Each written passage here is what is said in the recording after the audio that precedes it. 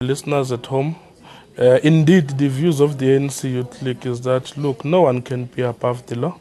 When the law calls for you to act in a certain way as responsible citizens, especially as senior leaders in government, you must be able to respond as such and be able to clear your name. What we have said is that no one is guilty. We have full confidence in him as a finance minister. And, what he must just do is to go and make sure that he accounts and give answers to whatever issues that might have been raised. This is not a political conspiracy. People must just go there and account. Simple. But the reality is that Gordhan is actually not flouting the law. As a suspect who's not been arrested or charged, there's no legal obligation for him to answer questions from the Hawks. Well, even though there are no legal obligations, but the fact of the matter is that there is some information that is required from him and certain issues that he must respond to. What we are worried about as the Youth League is that this is crippling the economy. It shows that there are people who not want to cooperate with law institutions, and as such it is not good for our economy as well. And it does not hamper very well in terms of a state that does not seem to respect the rule of law, So when state institutions make requests, those requests must be followed through, even though there are no legal basis for that. But we believe that it is showing leadership when you go and actually go and account, because the matter will then drag on for a very long time. What we do not want is to see this matter being dragged for a very long time and people starting to make ideas that there are conspiracy theories, whereas there are none. Now, you guys seem to be backing the Hawks on this one. You say you do support the finance minister. Is there any criticism leveled at the Hawks and the way they've gone about this? We do not back the Hawks. We are not even aware of what the contents of what they are alleging. We have not even seen the statements on any allegations that have been lodged. But what we are saying, to make it clear, is that as the youth, we are worried about the future of our economy, where international investors will see South Africa's government as a government that does not respect the rule of law, and as such it creates instability. That is what we are saying. We're not supporting the Hawks on any of this matter. What we know is that Pravin is deployed as a cadre of the African National Congress, but he must respect the rule of law. He must go there and actually respond to whatever issues to speedily resolve the matter. We do not want any more disputes, things that will tear government apart. We don't want government to be turned apart. That's what we are worried about. But you understand that there's no legal obligation for him to do so. I understand that you would like him to go there, but he's got the issues like the economy that you spoke of to deal with.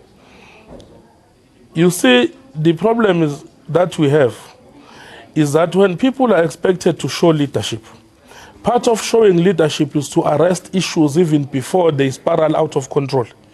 Before there are even charges, you must be able to go and say, this, what do you want from me? They say, this is what we want from you. You answer those questions, the matter is then put to rest. You must not go around and saying, no, there are no legal bases and so on and so on. To us, it's really delaying the issue. We want the issue to be speedily resolved. But he has answered questions, and Njabulo, I mean, those 27 questions asked to him by the Hawks, he did answer and respond to them. Obviously, what the Hawks need is for him to come in and answer some more issues and bring clarity to some of those questions. That's all. So he's already started. We are saying that, yes, we'll help you answer those questions, but there's more information required. Please just hit the call by the Hawks and deal with those issues.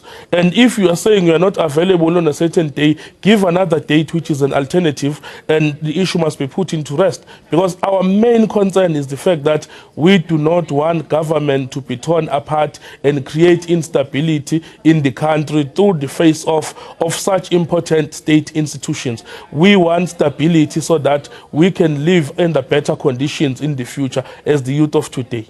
Njabulo, what's your view on the current rumours or talk that there is some factionalism within the ANC leadership? Many people saying that it's the president that's behind these investigations into the finance minister.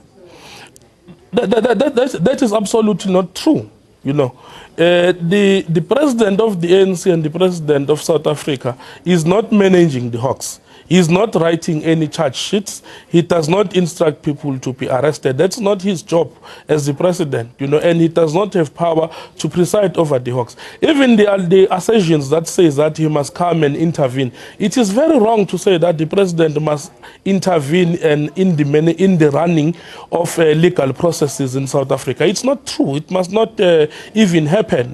We are surprised by even the call by the former Minister of Finance when he says that the president must intervene. Why must the president intervene on issues of law? Even himself as a president, he was subjected to such. They did investigations. They said that, look, we do not have a reasonable ground to proceed. But he was cooperating with the Hawks. So the same must be done by Gordhan, must cooperate with the Hawks. We must not allow a situation whereby we subcontract the management of the Hawks and say that it must be done by the president directly to say these are the people who must be charged, these people must not be charged. That's not a role of a president. But what I am saying to you is that the issue of trying to capture the treasury, the president has been accused of behind the scenes trying to capture the treasury, that certain issues within the treasury are not going his way, and hence might have an underhanded means of trying to get rid of the finance minister. The problem is that we say statements that we really cannot have proof to. We do not have any evidence of a president interfering. So why are we even raising the issue of the interference by the president? Why are we raising the issue of underhand tactics where we have seen no evidence of such? Why are we creating a story? The only problem here is that people are trying to create stories that do not exist. People try and create fairy tales that must be seen as true in the face of the public, whereas they have no reasonable basis. If people have proof of such things, they must bring it forward and say, this is proof, then we can start considering their views. Whilst there is no proof, then people must just simply shut up and stop making accusations that do not have proof. Tell us, do you think it was a bad decision for the finance minister to not go ahead of the Hawks? You say you support him, but yet you wanted him to go ahead of the Hawks. So where do you stand with him now? Well, we think that it was not a good decision at all. We believe that Pravin should have gone and assisted in the investigation, because that brings to the arrest any other issues that might come afore, so that there is common understanding of what both institutions are dealing with. Because if he had gone there, he would have had a better understanding of what the Hawks really need from him, and the Hawks will have been given even more clarity and maybe even put the issue to rest, Let's talk a little bit about, well, we've got you here, about some comments about the ANC Youth League and the president himself. One of your members has spoken out against the president, saying that he's failed to hold the country to account, and that they should be looking to dismiss him.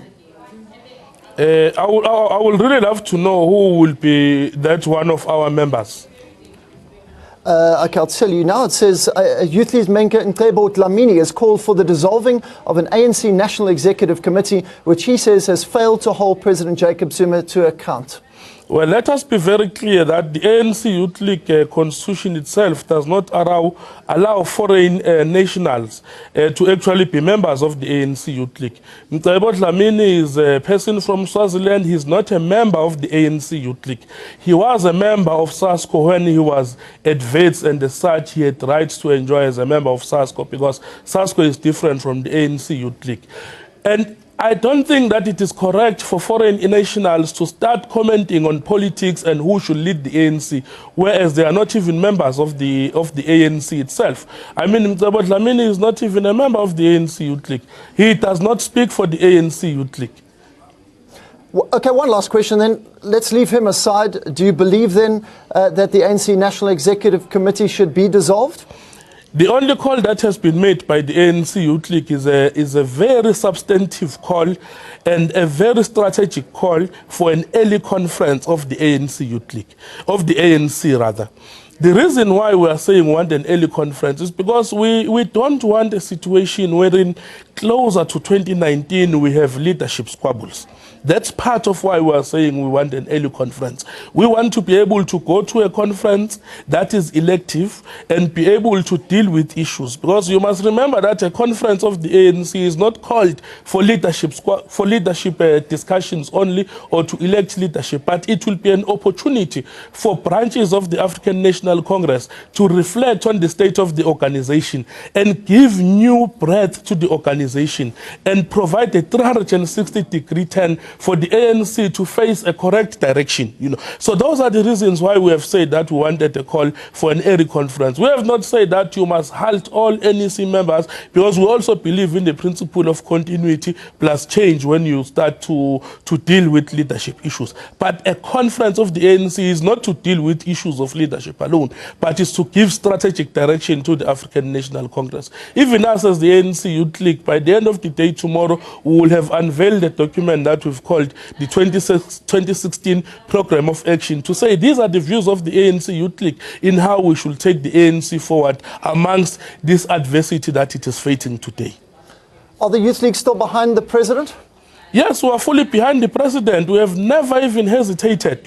We have said that the president of the ANC will remain the president of the ANC till the next conference of the ANC. He will remain the president of the country till the next government elections, which are in 2019. We have full confidence in President Zuma. And through thick and thin, we've been with the president as the African National Congress Youth League, and it's not going to change anytime soon. It's not going to change even at any time. We're full confident. What we are raising are genuine concerns that the ANC Youth League, NEC, as a collective needs to deal with. That is why we are calling for an early conference, to allow the organization space to breathe, to allow the organization to quickly deal with matters so that it can focus on its strategic objectives and issues that it needs to attend to. And you must remember that the process building up to a conference requires that you start from branch level. So you will then have discussions even at branch level of the ANC to say this is a direction that the ANC needs to take. And when we open up that space, we close a gap where you have anyone just coming to the media and saying useless things about the ANC. Now you have people even who are foreign internationals coming to the media and saying, no, this is their views about the ANC. That is why we believe that we need to give branches space as early as possible to start discussing these issues. Njabulo, thanks very much. That's where we'll leave it. Njabulo Nzuza, the ANC Youth League Secretary General, joining us in our studios.